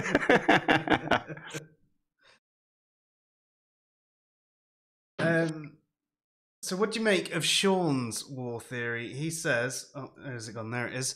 He says, my war theory is this. 1, what is the objective? 2, is it feasible to achieve? If you can't answer the second question, all you're doing is holding action, not a solution. I would agree with that. And those are some of the things that are included in the just war tradition. One I didn't mention that is sort of being discussed now is there are extra things being added onto the just war tradition. I know it goes back a long way, but it's also still being worked on and being argued because it's part of the Geneva Convention and the Hague Convention. And that's they're adding this category of just post-bellum. And that's the idea of justice after war. So you have to have this kind of exit strategy that's going to leave the country stable. You need to kind of help repair the damage and make sure that the people are okay, all that kind of stuff. Yeah, I It's what America kind of tried in Afghanistan and Iraq, but failed miserably, like most yeah, things that they do. that's a bit of the point. I think it's fairly in a sense. It reminds me of I'm not sure who it was. There was one of these philosophers, a Brit. It was just after the Enlightenment, I believe, who said like it is the duty of the West to civilize the people of India. I believe it was John Locke or Adam No, Smith. he's way before then. I don't know. I don't know who it was, but philosophy too. But they referenced him about it once. I know Anyway, Churchill also said that, it is or very something similar to reminiscent that. anyway of the fucking colonial ideal of we're going to civilize these people, and that doesn't sit right with me, really. Yeah, that wouldn't fit the Jus Post Bellum though, because the idea is it isn't of an intent of justice; it's an intent of, you know, conquest. Like Sean said, it's sort of all you're doing is a holding action. You're conquering the country and transforming it into your puppet state. Yeah. What else postbellum things are going to say? I mean, if one of those things are going to be like democracy, I think that could possibly be asking too much. Yeah, I think you sort of have to take into account the actual culture and what they're used to. And that's one of the problems with something like Afghanistan, is that they're used to this sort of Islamic rule. So if you go in and try and eradicate Islam from that country, you're never going to succeed, because it not only is it not what they're used to, it's not what they believe in. Yeah, exactly. And I'm worried that those postbellum rules are going to are going to well, subject people to those kinds of things that they're not used to. That they're going to be too Western centric, and therefore they have a very colonial aftertaste. I'm worried about This is some of the stuff that they're still trying to work out. Well, all the best to them then. Yeah, it's relatively recent considering the age of, the just war tradition, because that goes back to 300 AD That's or BCE. No, what is it now? CE. okay. Yeah. Yeah, 300 CE or thereabouts. No, yeah. Then, well, let's just hope they'll make good decisions, right? That's it. Yeah.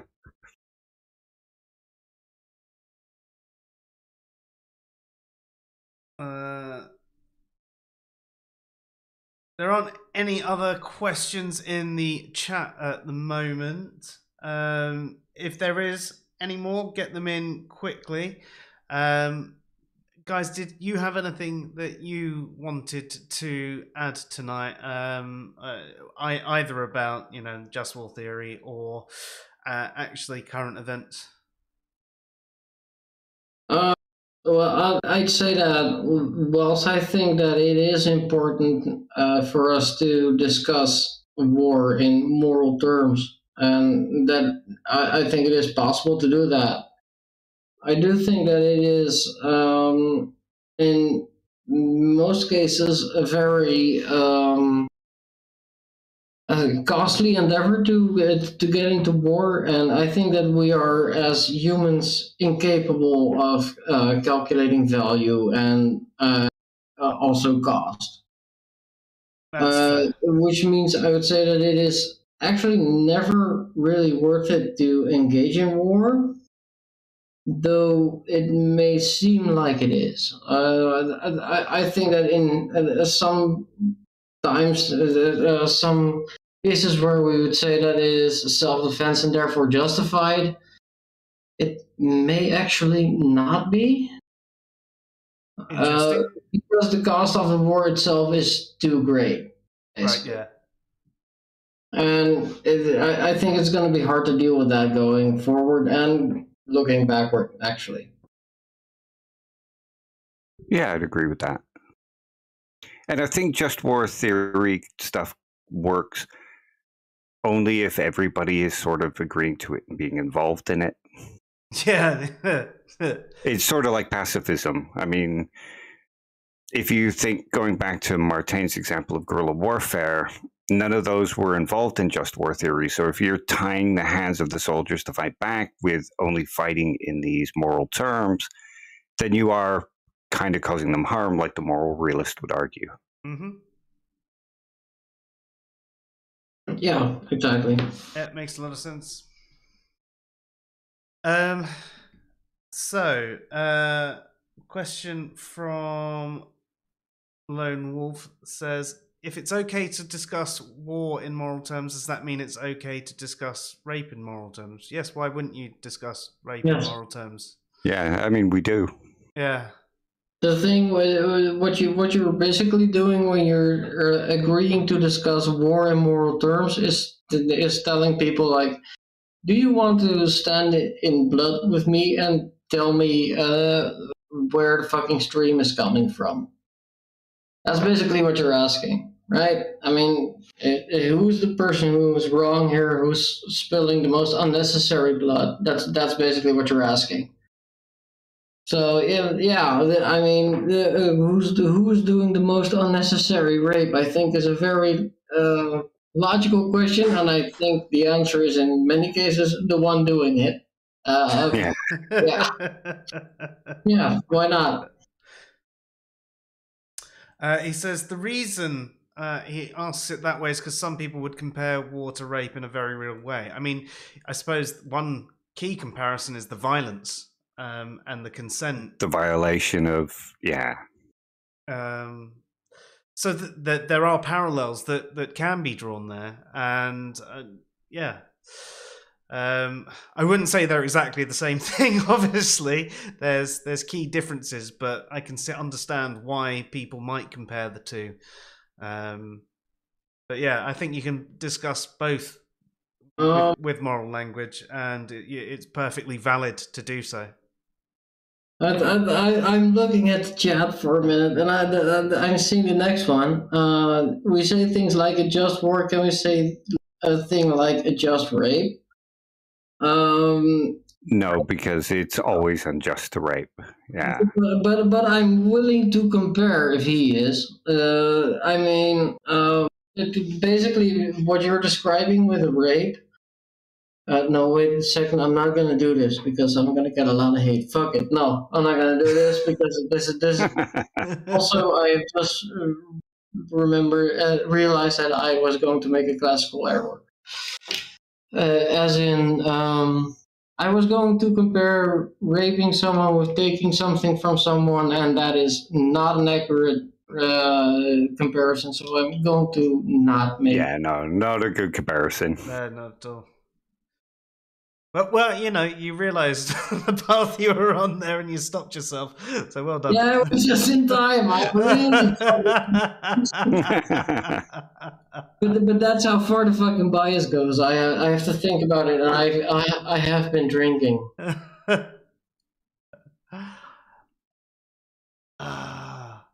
Shall I end my screen share?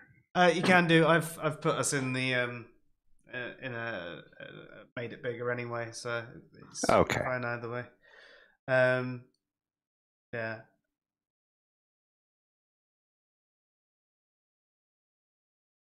There we go.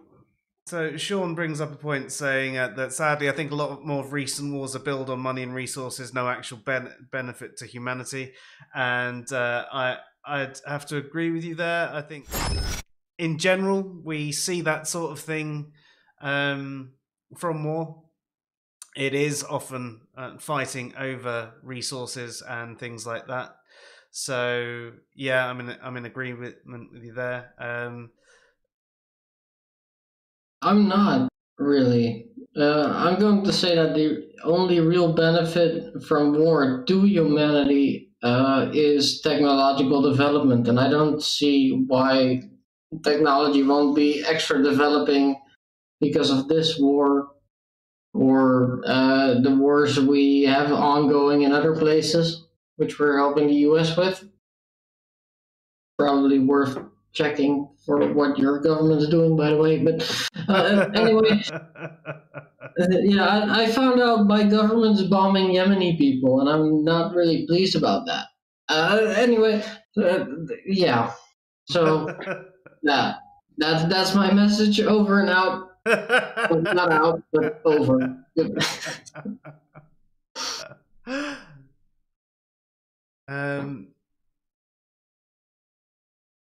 Right. Okay. So there aren't any more comments. Did you have anything last thing that you wanted to say, Dave? No, just that if anybody found any particular elements of this interesting and wanted it expanded on, I'd be more than happy to do so, go into more detail about any of the different things, because it's quite a big subject, and there's no way you're going to fit everything and all the details into one stream, because generally you study this for about a month during an undergrad. Yeah, and you know, we often say this with any of our streams. They already go on for sometimes 2-3 hours, and we cover as much as we can, but a lot of the time we're only scratching the surface, and we allow you folks to come to us and ask anything, and if you have a particular subtopic you want us to focus on in the future, we'll gladly do that, and if not, we're going to jump onto the next topic that interests us as well. So just a reminder, Tuesdays at the moment, Dave's putting up a book, Just and Unjust Wars. Yeah, also, if you want to learn more about it, that's probably the best book.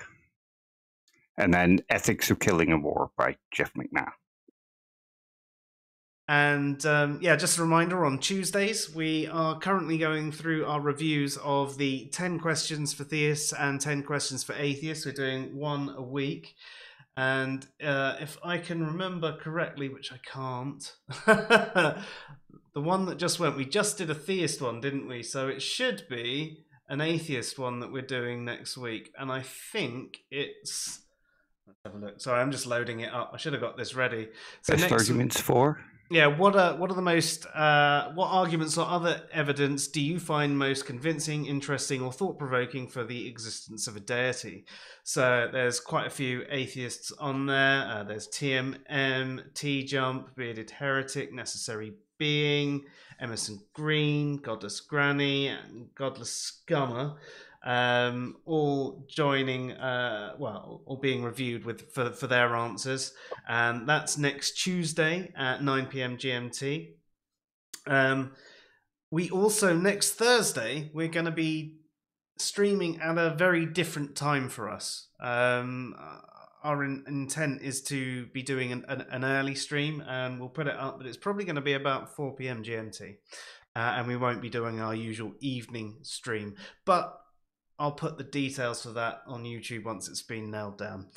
So that's it from me. And you've been watching the Sci-Fi Show. We've been talking about just war theory and the philosophy of war. I'm Joe.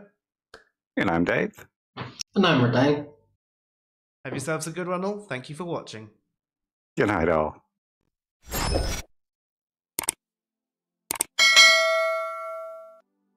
Oh, bloody hell. I thought Martijn would hang around.